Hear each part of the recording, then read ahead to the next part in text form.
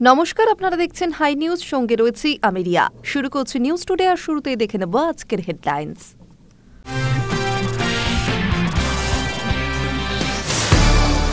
SLST নতুনদের মিছিলে ধর্মতলায় ধুন্ধুমার, আন্দোলন কাকে বলে দেখাবো বলছে প্রতিবাদীরা। অন্যদিকে একই অভিযোগে উত্তাল হয়েছে করুণাময়ী বিকাশ ভবন চত্বরও। এসআইআর বিরোধিতায় তালা হাতে সিইও দপ্তরে বিএলও অধিকার মঞ্চ। বিএলওদের বিক্ষোভ সামলাতে রীতিমতো হিমশিম খাচ্ছে পুলিশ। ব্যারিকেড ভাঙার চেষ্টা, পুলিশের সঙ্গে ধস্তাধস্তি, উত্তপ্ত বিবাদীবাগ চত্বর। এসআইআর নিয়ে গণেশ কুমারকে চিঠি মুখ্যমন্ত্রীর, ফের মুখ্য নির্বাচন কমিশনারকে চিঠি মমতা বন্দ্যোপাধ্যায়। দুটি বিষয় নিয়ে জরুরি চিঠি, উল্লেখ মুখ্যমন্ত্রীর। বিধাননগরের রাস্তা থেকে উদ্ধার একাধিক আধার কার্ড। সল্টলেকের বিএ ব্লক থেকে আধার কার্ডগুলি উদ্ধার করা হয়। উত্তর বিধাননগর থানার পুলিশ তা উদ্ধার করে। কিভাবে আধার কার্ড এলো সেখানে শুরু তদন্ত। আবর্জনা স্তূপে মিলল একাধিক রেশন কার্ড। মাল নদীর আবর্জনা স্তূপ থেকে উদ্ধার করা হয়। ঘটনায় তীব্র চাঞ্চল্য এলাকায়। এসআইআর মৃত্যু নিয়ে মুখ্যমন্ত্রীর তদন্তের দাবি যৌক্তিকতা মেনে নিলেন রাজ্যপাল। সীমান্ত পরিদর্শন করার কথা জানিয়েছেন সিভি আনন্দ বোস। ভারতের ৫৩তম প্রধান বিচারপতি হিসেবে শপথ গ্রহণ সূর্যকান্তের। দেশের বিচার ব্যবস্থার সর্বোচ্চ পদে প্রায় ১৫ মাস কাজ করবেন তিনি।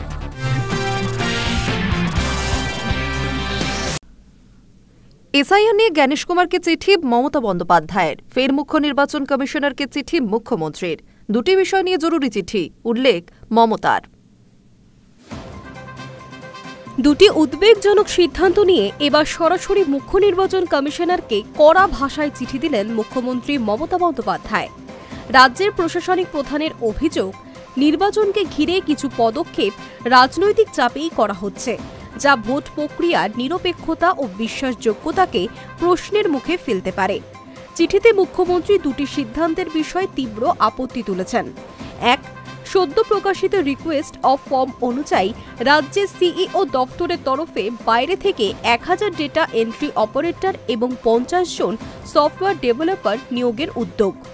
২, বেসরকারি আবাসন কমপ্লেক্সের ভিতরে ভোট কেন্দ্র স্থাপনের প্রস্তাব। মুখ্যমন্ত্রীর অভিযোগ, এতদিন ডেটা এন্ট্রি সংক্রান্ত জরুরি কাজের জন্য জেলা প্রশাসনই প্রয়োজন মতো অস্থায়ী কর্মী নিয়োগ করত। বর্তমানে বিএসকে কর্মী এবং চুক্তিভিত্তিক ডেটা এন্ট্রি অপারেটরদের মাধ্যমে কাজও চলছে স্বাভাবিকভাবেই। তাহলে হঠাৎ করেই সিইও দপ্তরের পক্ষ থেকে আলাদা করে বছরভর বিপুল সংখ্যক কর্মী নিয়োগের দরপত্র কেন? কোনো বিশেষ রাজনৈতিক দলের স্বার্থ হাসিল করতেই কি এই প্রক্রিয়া? এমনই প্রশ্ন তুলেছেন মুখ্যমন্ত্রী। তার বক্তব্য, যে দায়িত্ব এতদিন জেলা স্তরের অফিসাররা সামলাত, তা হঠাৎ করে কেন্দ্রীয়ভাবে সিইও দপ্তরে কেন নিতে চাইছে? কেন কেন কেন এই সিদ্ধান্তকে তিনি সময়সূচি ও উদ্দেশ্য দুটোই সন্দেহজনক বলে আখ্যা দিয়েছেন। চিঠিতে আরও তীব্র আপত্তি রয়েছে বেসরকারি আবাসন কমপ্লেক্সের ভিতরে ভোট গ্রহণ কেন্দ্র বসানো নিয়ে। তার যুক্তি, ভোট কেন্দ্র সবসময় সরকারি বা আধা সরকারি ভবনে স্থাপিত হওয়াই নিয়ম। এতে জনসাধারণের সমান প্রবেশ অধিকার নিশ্চিত হয়। বেসরকারি প্রাঙ্গণ ব্যবহারে প্রশ্ন উঠতে পারে নিরপেক্ষতার। সুবিধাভোগী বনাম অসুবিধাভোগী এই বিভাজন তৈরি হতে পারে বলেও আশঙ্কা করেছেন মুখ্যমন্ত্রী। তিনি লিখেছেন, এ ধরনের সিদ্ধান্ত সরাসরি বৈষম্য তৈরি করবে। কোনো রাজনৈতিক দলের স্বার্থ রক্ষায় কি এই সমস্ত করা হচ্ছে? High News network. নবান্ন বনাম রাজভবন, এ যেন চেনা ছবি। তবে তারই মধ্যে এসআইআর মৃত্যু নিয়ে মুখ্যমন্ত্রী তদন্তের দাবির যৌক্তিকতা মেনে নিলেন রাজ্যপাল। সীমান্ত পরিদর্শন করার কথা জানিয়েছেন রাজ্যপাল। নবান্ন বনাম রাজভবনের সংঘাত এ রাজ্যের চেনা ছবি। তারই মধ্যে এসআইআর মৃত্যু নিয়ে মুখ্যমন্ত্রী মমতা বন্দ্যোপাধ্যায় তদন্তের দাবির যৌক্তিকতা স্বীকার করে নিলেন রাজ্যপাল সিভি আনন্দ বোস। বিএলও শান্তিমণি এক্কার মৃত্যুর পর অপরিকল্পিত ও অবৈজ্ঞানিকভাবে এসআইআর করা নিয়ে সরব হয়েছেন মুখ্যমন্ত্রী মমতা বন্দ্যোপাধ্যায়। মৃত্যুর তদন্ত চাওয়ার পাশাপাশি একের পর এক মৃত্যুর ঘটনার প্রেক্ষিতে বাংলা এসআইআর স্থগিত করার দাবি করেছেন তিনি। রবিবার রাজভবনে রাজ্যপাল পদে ৩ বছর পূর্ণ করা উপলক্ষে সংবাদ মাধ্যমের মুখোমুখি হয়েছিলেন রাজ্যপাল। তার মন্তব্য, মুখ্যমন্ত্রী যা বলেছেন তা বিস্তারিতভাবে পরীক্ষা করা দরকার। রাজ্যপাল বলেন, এমন পরিস্থিতিতে তাড়াহুড়ো করে কোনো প্রতিক্রিয়া এড়িয়ে যাওয়া উচিত। আমি নিশ্চিত যে আমাদের নির্বাচন কমিশন যথেষ্ট শক্তিশালী, তাদের দৃষ্টিভঙ্গিও ভারসাম্যপূর্ণ। সমস্ত বিষয় যথাযথভাবে খতিয়ে দেখা যেতে পারে এবং উপযুক্ত সমাধান খুঁজে পাওয়া যেতে পারে। তবে এই দেশে অবাধ ও সুষ্ঠু নির্বাচন প্রয়োজন। রাজ্যে অনুপ্রবেশকারী এবং এসআইআর প্রক্রিয়া নিয়ে উদ্বেগের প্রসঙ্গে বোস বলেন, আমি সীমান্ত পরিদর্শন করব, বাস্তবতা যাচাই করব এবং তারপর সেই বিষয়ে মন্তব্য করব। High News network.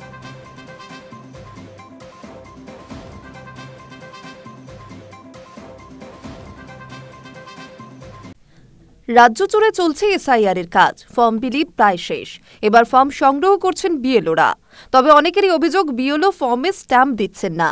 আপনার এনুমারেশন ফর্মে কি বিএলও স্ট্যাম্প থাকতেই হবে? কমিশন বলল অন্য কথা। রাজ্য জুড়ে এসআইআর চলছে জোর কদমে। প্রত্যেকটি বাড়ি বাড়ি গিয়ে এনুমারেশন ফর্ম বিলি করার কাজ প্রায় শেষ। যারা ফর্ম পূরণ করে ফেলেছেন তাদের সেই ফর্ম সংগ্রহ করছেন বিএলওরা।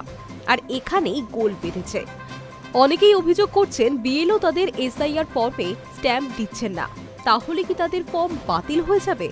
নতুন ভোটার লিস্টে কি আর নাম থাকবে না? এই সমস্ত দ্বন্দ্ব দূর করল এবার নির্বাচন কমিশন। কমিশনের কথায় বিএলওকে এনুমারেশন ফর্মে স্ট্যাম্প দিতেই হবে এমন কোনো বাধ্যবাধকতা নেই। তবে ফর্মে স্বাক্ষর করতেই হবে। ভোটাররা বিএলওকে এনুমারেশন ফর্ম দেওয়ার সময় এটা নিশ্চিত করে নেবেন যে ফর্মে যেন বিএলও সই থাকে। দুটি ফর্মের মধ্যে একটিতে অন্তত স্বাক্ষর থাকতে হবে বিএলওদের। প্রসঙ্গত আগামী 4 ডিসেম্বর পর্যন্ত এনুমারেশন ফর্ম জমা নেওয়ার কথা। তবে নির্বাচন কমিশন জানিয়েছে ডিসেম্বর নয়, 25শে নভেম্বরের মধ্যেই ডিজিটাইজেশনের কাজ শেষ করতে হবে। 9 ডিসেম্বর প্রকাশিত হবে ভোটারদের খসড়া তালিকা। কোনো ভোটার বা তার পরিবারের নাম যদি 2002 সালের ভোটার লিস্টে না থাকে কিংবা ভোটারের দেওয়া তথ্য নিয়ে সন্দেহ হয়, তাহলে হিয়ারিংয়ে ডাকতে পারেন ইআরও। যদি ভোটার 11টি নথির মধ্যে কোনো একটি দেখাতে পারে, তাহলেই চূড়ান্ত ভোটার তালিকায় ঠাঁই হবে। আর এই তালিকায় যদি নাম নাও থাকে, তাহলেও চিন্তার কারণ নেই। ভোটাররা চাইলে ফের আবেদন বা চ্যালেঞ্জ করার সুবিধা পাবেন। পশ্চিমবঙ্গে মোট ভোটারের সংখ্যা 7,66,00,000। শনিবার পর্যন্ত 7,68,00,000 এনুমারেশন ফর্ম বিলি করা হয়েছে। 41% অর্থাৎ 3 কোটি ভোটারদের ফর্মের ডিজিটাইজেশনও হয়ে গিয়েছে। High News network. এসআইআর আবহে বিধাননগরের রাস্তা থেকে উদ্ধার একাধিক আধার কার্ড। রবিবার সকালে সল্টলেকের বিএ ব্লক থেকে ওই আধার কার্ডগুলি উদ্ধার করা হয়। খবর পেয়ে ছুটে আসে উত্তর বিধাননগর থানার পুলিশ। কিভাবে এতগুলি আধার কার্ড সেখানে এলো তা নিয়ে ইতিমধ্যে তদন্ত শুরু করেছে পুলিশ। এসআইআর আবহেই বিধাননগরের রাস্তা থেকে উদ্ধার একাধিক আধার কার্ড। রবিবার সকালে সল্টলেকের বিএ ব্লক থেকে এই আধার কার্ডগুলি উদ্ধার হয়। খবর পেয়ে ছুটে আসে উত্তর বিধাননগর থানার পুলিশ। কিভাবে এতগুলি আধার কার্ড সেখানে এলো তা নিয়ে ইতিমধ্যেই তদন্ত শুরু করেছে পুলিশ। শুধু তাই নয়, যাদের নামে এই আধার কার্ড তাদের সঙ্গে যোগাযোগও করছে পুলিশ। পুলিশ সূত্রে খবর, আধার কার্ডগুলি ভিন রাজ্যের, কিন্তু সল্টলেকের রাস্তায় কিভাবে এলো তা খতিয়ে দেখা হচ্ছে। প্রত্যেক দিনের মতো রবিবার সকালে বিএ ব্লকে হাঁটতে বের হন স্থানীয় মানুষজন। তারাই প্রথম দেখতে পান যে রাস্তার ধারে একাধিক আধার কার্ড পড়ে রয়েছে। সঙ্গে সঙ্গে উত্তর বিধাননগর থানায় খবর দেওয়া হয়। পুলিশ এসে ঘটনাস্থল থেকে অন্তত 6টি আধার কার্ড উদ্ধার করে। পুলিশের দাবি, উদ্ধার হওয়া আধার সম্ভবত আসল নয়, ওগুলি জেরক্স। এরপরেই কার্ডে থাকা নাম এবং নম্বর খতিয়ে দেখে সংশ্লিষ্ট ব্যক্তিদের সঙ্গে যোগাযোগ করা হয়। তাদের মধ্যে অনেকেই পুলিশকে জানান একটি সংস্থার মাধ্যমে রাজারহাট এলাকায় কাজে এসেছিলেন। সেই সংস্থায় আধার কার্ড জমা দিয়েছিলেন। তারই প্রতিলিপি হতে পারে।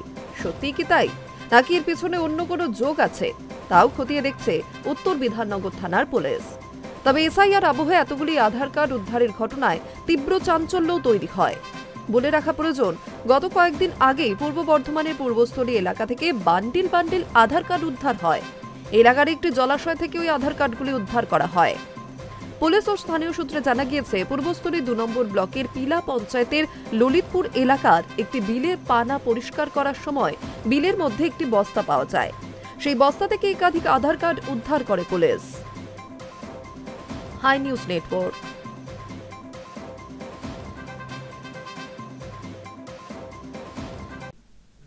আবর্জনা স্তূপে মিলল একাধিক রেশন কার্ড। মাল নদীর আবর্জনা স্তূপ থেকে উদ্ধার হয় রেশন কার্ডগুলি। এসআইআর আবহে একগুচ্ছ রেশন কার্ড উদ্ধারের ঘটনায় তীব্র চাঞ্চল্য ছড়িয়ে পড়েছে গোটা এলাকায়।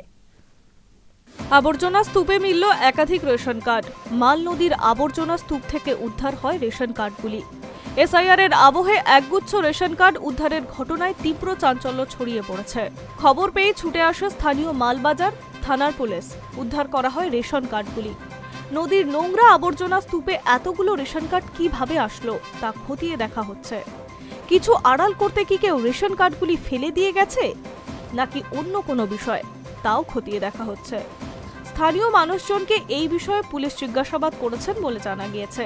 মাল নদীর ধারে আসা স্থানীয় মানুষজন আবর্জনা স্তূপের মধ্যে একাধিক রেশন কার্ড পড়ে থাকতে দেখেন। একদিকে যখন বাংলায় এসআইআর প্রক্রিয়া চলছে, সেই সময় একগুচ্ছ রেশন কার্ড পড়ে থাকতে দেখে রীতিমতো চাঞ্চল্য ছড়িয়ে পড়েছে এলাকায়। কেন নোংরার মধ্যে তা পড়ে রয়েছে তা নিয়ে কৌতূহল তৈরি হচ্ছে। এরপরেই খবর যায় পুলিশে। জানা গিয়েছে আবর্জনা সরিয়ে অন্তত 25টি রেশন কার্ড উদ্ধার করেছে পুলিশ। প্রাথমিকভাবে তদন্তকারীরা জানতে পেরেছে কার্ডগুলি মেটেলি থানার গোবরাবস্তি এলাকার একটি নির্দিষ্ট রেশন কার্ডের দোকানের সঙ্গে যুক্ত, কিন্তু সেগুলি আবর্জনার মধ্যে কে বা কারা ফেলে গেল সেটাই ভাবছে পুলিশ। বলে রাখা প্রয়োজন, রবিবার সকালে সল্টলেক বিএ ব্লক থেকে একাধিক আধার কার্ড উদ্ধার করা হয়েছে। খবর পেয়েই ছুটে যায় উত্তর বিধাননগর থানার পুলিশ। জানা যায় আধার কার্ডগুলি ভিন্ন রাজ্যের, কিন্তু সল্টলেকের রাস্তায় কিভাবে এলো তা নিয়ে ইতিমধ্যেই শুরু হয়েছে তদন্ত। শুধু তাই নয়, যাদের নাম ওই আধার কার্ড তাদের সঙ্গে যোগাযোগও করেছে তদন্তকারীরা। এর মধ্যেই এবার একগুচ্ছ রেশন কার্ড উদ্ধার ঘটনায় চাঞ্চল্য তৈরি করেছে। High News network.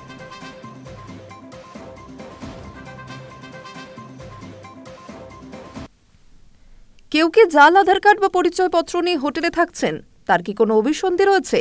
শহরের প্রত্যেকটি হোটেলে গিয়ে এবার সারপ্রাইজ চেকিং করতে হবে পুলিশকে। শহরের প্রত্যেক থানার ওসিকে এমনই নির্দেশ লালবাজারের। কেউ কি জাল আধার কার্ড বা পরিচয়পত্র নিয়ে হোটেলে থাকছেন, তার কি কোনো অভিসন্ধি রয়েছে? শহরের প্রত্যেকটি হোটেলে গিয়ে এবার সারপ্রাইজ চেকিং করতে হবে পুলিশকে।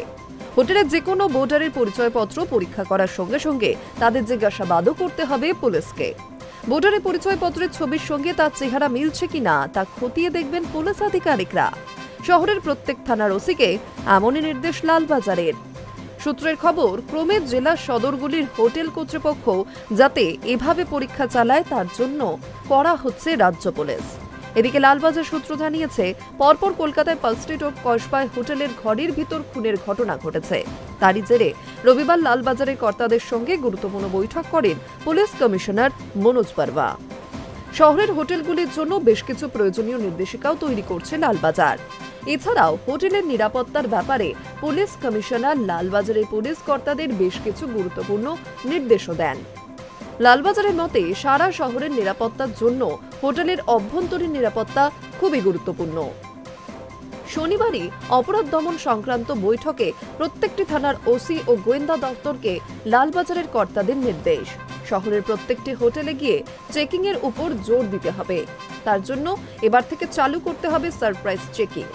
র্যান্ডম পদ্ধতি ও হঠাৎই একটি হোটেলের 2 বা 4 জন বোর্ডারকে অনুরোধ করতে হবে রিসেপশনে আসতে। প্রয়োজনে পুলিশও তাদের রুমের সামনে যেতে পারে।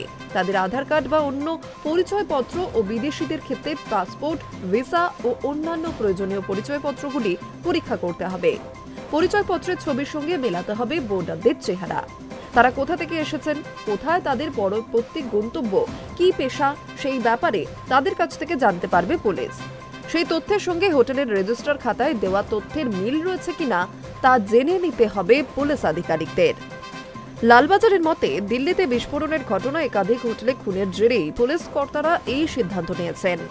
লালবাজারের সূত্র জানিয়েছে, এদিন হোটেলের নিরাপত্তা সংক্রান্ত বৈঠকের পর শহরের প্রত্যেকটি হোটেল, গেস্ট হাউসের প্রত্যেক বোর্ডারের প্রত্যেক দিনের তালিকা সংশ্লিষ্ট থানা ও তার সঙ্গে বিশেষ অ্যাপে আপলোড করার ব্যাপারে গুরুত্ব দেওয়া হয়েছে।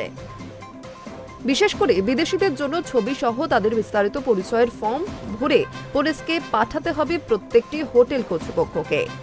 হোটেলের রিসেপশন, লবি, করিডোর, পার্কিং এর জায়গা ক্যামেরা বসানো আবশ্যক। সেই ক্যামেরায় যাতে সারাক্ষণ নজর রাখা হয় সেই ব্যাপারেও গুরুত্ব দিতে হবে। হোটেলের রিসেপশনে বড় করে সংশ্লিষ্ট থানা, লালবাজার, দমকল, অ্যাম্বুলেন্সের নম্বর দেওয়া থাকবে। লালবাজারের নির্দেশ, প্রত্যেক হোটেল কর্তৃপক্ষ যেন নিজেদের কর্মীদের পরিচয় সম্পর্কে নিশ্চিত হয়ে তবেই তাদের নিয়োগ করে। কর্মীদের যেন প্রশিক্ষণ দেওয়া হয়। কোনো বোর্ডারে সন্দেহজনক আচরণ ও গতিবিধি দেখলে কর্তৃপক্ষকে তারা জানাবেন, এমনটাই আশা করা হচ্ছে। কর্তৃপক্ষ যেন অবশ্যই সেই তথ্য পুলিশকেও জানায়। হোটেলের ভিতর স্মোক ডিটেক্টর, অগ্নি নির্বাপন যন্ত্র এবং ব্যবস্থা যেন তৈরি থাকে। হোটেলগুলি নির্দেশিকা না মানলে আইনি ব্যবস্থাও নেওয়া হতে পারে বলে জানিয়েছে লালবাজার। High News network.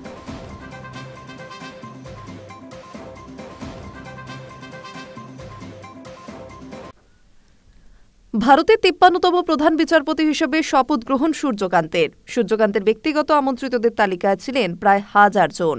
দেশের বিচার ব্যবস্থা সর্বোচ্চ পদে প্রায় 15 মাস কাজ করবেন তিনি। সোমবার ভারতের 53তম প্রধান বিচারপতি হিসেবে শপথ নিলেন বিচারপতি সূর্যকান্ত। দেশের বিচার ব্যবস্থার সর্বোচ্চ পদে প্রায় 15 মাস কাজ করবেন তিনি। হিন্দিতে শপথ নিয়েছেন তিনি।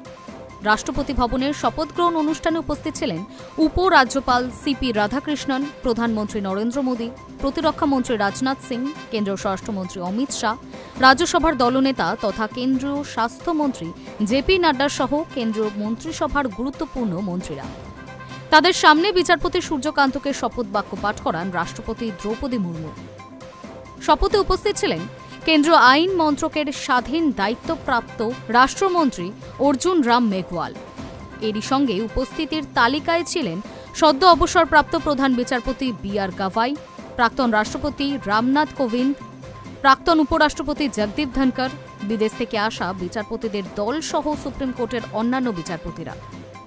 নিয়মমতো দেশের প্রধান বিচারপতির অবসর গ্রহণের মাসখানেক আগে থেকেই পরবর্তী প্রধান বিচারপতি নিয়োগের তৎপরতা শুরু হয়। সেই হিসেবে গত মাসেই প্রাক্তন প্রধান বিচারপতি বি.আর. গাভাই তাকে নিয়োগের সুপারিশ পাঠান কেন্দ্রকে। এরপরে রাষ্ট্রপতি মুর্মু সুপ্রিম কোর্টের বিচারপতি সূর্যকান্তকে ভারতের পরবর্তী প্রধান বিচারপতি হিসেবে নিযুক্ত করেন। রবিবার অবসর নিয়েছেন প্রাক্তন প্রধান বিচারপতি গাভাই। তার জায়গায় সোমবার শপথ নিলেন প্রধান বিচারপতি সূর্যকান্ত। 2027 সালের 9 ফেব্রুয়ারি পর্যন্ত এই পদে থাকবেন তিনি।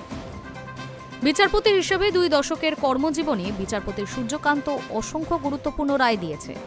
তার বিভিন্ন রায়ের মধ্যে রয়েছে কাশ্মীরের 370 ধারা বাতিল থেকে শুরু করে পেগাসাস সফটওয়্যার মামলা। বিচারপতি সূর্যকান্ত সেই সাংবিধানিক বেঞ্চের সদস্য ছিলেন যার রায় কাশ্মীরে 370 ধারা বাতিল সাংবিধানিক বৈধতা পায়। ব্রিটিশ জামানায় রাষ্ট্রদ্রোহ আইন বাতিল হয়ে যায় তারই এজলাসে। রাষ্ট্র বিচার বিভাগীয় তদন্ত এড়াতে জাতীয় নিরাপত্তাকে ঢাল হিসেবে ব্যবহার করতে পারে না। এই রায় গুরুত্বপূর্ণ ভূমিকা নেন বিচারপতি সূর্যকান্ত। High News network. কৃত্রিম মেধা বা এআইকে ব্যবহার করে কুকর্ম শুরু হচ্ছে গোটা পৃথিবী জুড়ে, বাদ যাবে না ভারতও। এই অবস্থায় জি20-র মঞ্চে এআই এর অপব্যবহার নিয়ে বার্তা দিলেন প্রধানমন্ত্রী নরেন্দ্র মোদী। কৃত্রিম মেধা বা এআইকে ব্যবহার করে কুকর্ম শুরু হয়েছে গোটা পৃথিবী জুড়ে, বাদ যাবে না ভারতও। এই অবস্থায় জি20-র মঞ্চে এআই এর অপব্যবহার নিয়ে বার্তা দিলেন প্রধানমন্ত্রী নরেন্দ্র মোদী। বিশেষ করে 3টি বিষয় নিয়ে আলাদা করে উদ্বেগ প্রকাশ করেন তিনি। এর মধ্যে রয়েছে ডিপ ফেক, অপরাধ বা সন্ত্রাসবাদী কার্যকলাপ। বর্তমান পরিস্থিতিতে আধুনিক প্রযুক্তি অপব্যবহার রুখতে নিয়ন্ত্রণে বিধি জারি করার প্রস্তাবও দিয়েছেন তিনি। ঠিক কি বলেছেন? দক্ষিণ আফ্রিকার জোহান্সবার্গের শহরে জি20 সম্মেলনে রবিবার ছিল দ্বিতীয় দিন। সেখানে নিজের বক্তব্যে এআই প্রযুক্তিকে বেশি করে মানব কল্যাণে ব্যবহারের উপর জোর দেন প্রধানমন্ত্রী মোদী। তিনি বলেন, এআই যে গোটা পৃথিবীর কল্যাণে ব্যবহার হচ্ছে, এর অপব্যবহার হচ্ছে না, তা আমাদের সকলকে নিশ্চিত করতে হবে। এর জন্য নীতি নির্ধারণের কথা বলেন তিনি। প্রযুক্তির নিরাপত্তা এবং স্বচ্ছতা যাতে করে বজায় থাকে তা নিয়ে তিনি বলেন, ডিপ ফেক, অপরাধ এবং সন্ত্রাসবাদী কার্যকলাপে এর ব্যবহার বন্ধ করতে কড়া নিয়ন্ত্রণ বৃদ্ধির প্রয়োজন হবে। গোটা বিশ্ব জুড়েই এআই প্রযুক্তির ব্যবহার নিয়ে বিতর্ক শুরু হয়েছে। একাধিক প্রযুক্তি বিজ্ঞানীর দাবি, প্রযুক্তি বিপ্লবের এই নয়া আবিষ্কারে ক্ষতি হবে মানব সভ্যতার। এই বিষয়ে জি20-র মঞ্চে মোদির বক্তব্য, এর কাজ হওয়া উচিত মানুষের ক্ষমতা বৃদ্ধি করা, তবে সিদ্ধান্ত গ্রহণের চূড়ান্ত দায়িত্ব সব সময় মানুষের হাতেই থাকা উচিত। পাশাপাশি ভারতের এআই মিশনের কথাও জানান মোদী। তিনি বলেন, ভারতের এআই মিশন প্রতিটি জেলা এবং ভাষা সহ ভারতের প্রতিটি অংশে এআই এর সুবিধাগুলি পৌঁছানোর লক্ষ্যে কাজ করছে। উল্লেখ্য, এদিন ইটালির প্রধানমন্ত্রী জর্জিয়া মেলোনি, কানাডার প্রধানমন্ত্রী মার্ক কার্নে, জাপানের নতুন প্রধানমন্ত্রী সানায়ে তাকাইচি সহ বিভিন্ন দেশের রাষ্ট্রনেতাদের সঙ্গে আলাদাভাবে বৈঠক করেন মোদি। High News network. প্রয়াত অভিনেতা ধর্মেন্দ্র সোমবার দুপুরে মুম্বাইয়ের জুহুতে ধর্মেন্দ্রের বাড়ির সামনে হঠাৎ একটি অ্যাম্বুলেন্স থামতেই যেন চারদিকে ছড়িয়ে পড়ল উৎকণ্ঠা। মুম্বাইয়ের শ্মশানে পৌঁছান গোটা পরিবার। প্রয়াত অভিনেতা ধর্মেন্দ্র সোমবার দুপুরে মুম্বাইয়ের জুহুতে ধর্মেন্দ্রের বাড়ির সামনে হঠাৎ একটি অ্যাম্বুলেন্স থামতেই যেন চারদিকে ছড়িয়ে পড়ল উৎকণ্ঠা। হঠাৎই মুম্বাইয়ের ভিলে পারলে শ্মশানে বাড়ল নিরাপত্তা। এমনকি শ্মশানঘাটে পৌঁছে গেলেন হেমা মালিনী, সানি দেওয়াল, ববি দেওয়াল সহ গোটা পরিবার। শ্মশানে পৌঁছে গিয়েছেন অমিতাভ বচ্চন, অভিষেক বচ্চন, আমির খানের মতো তারকারাও। যদিও এখনো পর্যন্ত গুরুতর অসুস্থ বলিউডের কিংবদন্তি ধর্মেন্দ্রের মৃত্যু সংবাদ নিয়ে বিবৃতি দেয়নি তার পরিবার। যদিও প্রশ্ন উঠছে, ধর্মেন্দ্র কি প্রয়াত? একাধিক সূত্রে নানা রকম খবর সামনে আসছে ধর্মেন্দ্রর মৃত্যু নিয়ে। ধর্মেন্দ্রর বাড়ি থেকে একটি অ্যাম্বুলেন্সকে শ্মশানঘাটে পৌঁছাতে দেখা গিয়েছে। কোনো কোনো সংবাদ মাধ্যমের দাবি প্রয়াত হয়েছেন শোলে ছবির অমর চরিত্র বীরু। যদিও কদিন আগে মৃত্যু নিয়ে বিভ্রান্তিকর খবর ছড়ানোই এবারে কিংবদন্তির মৃত্যু নিয়ে গোপনীয়তা বজায় রাখা হয়েছে। একটি সূত্র জানাচ্ছে, ভিলে পারলে শ্মশানে মহারাষ্ট্রের বেশ কয়েকজন রাজনৈতিক নেতাও পৌঁছেছেন। উল্লেখ্য, 10 নভেম্বর হাসপাতালে ভর্তি হন ধর্মেন্দ্র। তার অসুস্থতার খবরে বিচলিত হয়েছিল বলিউড থেকে আম জনতা। ছড়িয়ে পড়ে তার মৃত্যুর ভুয়ো খবরও, যা শুনে রীতিমতো মন খারাপ হয়েছিল সকলের। পরবর্তীকালে তার পরিবারের তরফে এই খবর ভুয়ো বলে নিশ্চিত করা হয়। বলিউডের হিম্যানকে দেখার জন্য তড়িঘড়ি হাসপাতালে পৌঁছান অনেকেই। অন্যদিকে ধর্মেন্দ্রের মৃত্যুর ভুয়ো খবর ছড়াতেই এক্স হ্যান্ডেলে ক্ষুব্ধ হেমা লেখেন, যা ঘটছে তা ক্ষমার অযোগ্য। দায়িত্বশীল চ্যানেলগুলি কিভাবে একজন ব্যক্তিকে নিয়ে মিথ্যে খবর ছড়াতে পারে, যিনি চিকিৎসায় সাড়া দিচ্ছেন এবং সুস্থ হয়ে উঠছেন? এটা অত্যন্ত অসম্মানজনক এবং দায়িত্বজ্ঞানহীন আচরণ। দয়া করে এই কঠিন সময় পরিবারের প্রতি যথাযথ সম্মান বজায় রাখুন আর আমাদের একান্তে থাকতে দিন। High News network.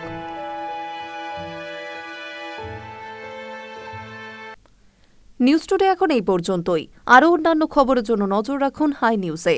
নির্ভীক, নিরপেক্ষ।